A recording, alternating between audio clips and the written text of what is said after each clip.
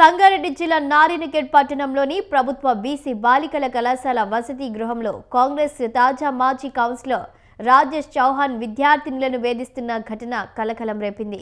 వసతి గృహంలో వార్డెన్గా పనిచేస్తున్న శారదా తల్లి హాస్టల్కు రాని సమయంలో ఆమె కుమారుడు కాంగ్రెస్ మాజీ కౌన్సిలర్ రాజేష్ నాయక్ తరచుగా హాస్టల్కి వచ్చి విద్యార్థినులతో అసభ్యంగా ప్రవర్తిస్తున్నాడని విద్యార్థినులు ఆగ్రహం వ్యక్తం చేశారు.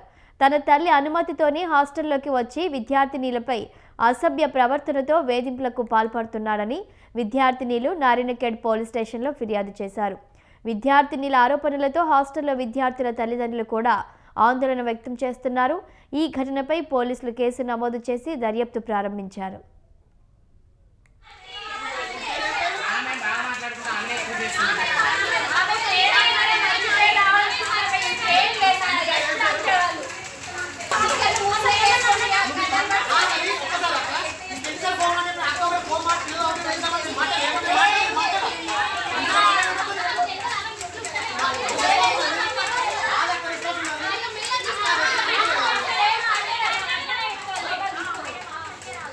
నా పేరు మహేందర్ గౌడ్. మా రామంపేట మా పాప ఇక్కడ బీసీ హాస్టల్లో నారాయణఖేడ్లో డిప్లొమా సెకండ్ ఇయర్ చదువుతుంది. అయితే వీళ్ళ పట్ల వార్డెన్ కొడుకు బిహేవియర్ కొంచెం చేంజ్, అసభ్యంగా ప్రవర్తించడము, పిల్లలపై హ్యాండ్స్ వేస్తూ కొంచెం బిహేవియర్ చేంజ్ చేస్తుండు. ఫుడ్ విషయంలో మిగతా ఫాలో అవ్వడం లేదు. పిల్లలు టార్చర్ చేసుకుంటూ అమ్మని గలీజ్గా వల్గర్గా మాట్లాడుతూ పిల్లలు టార్చర్ చేస్తున్నారు. పేరెంట్స్కి చెప్తే కూడా మిమ్మల్ని వేరే రకంగా టార్చర్ చేస్తామని చెప్పి కూడా పిల్లలు కూడా పేరెంట్స్ దగ్గర చెప్పకుండా వాళ్ళు పిల్లలు చాలా ఇబ్బంది పెడుతున్నారని చెప్పి పిల్లలు మా దృష్టి తీసుకొచ్చారు. మేము ఏ దృష్టి తీసుకొచ్చి పిఎస్ ద్వారా కూడా మేము దృష్టి తీసుకొచ్చాము. నా పేరు మహేందర్ గౌడ్.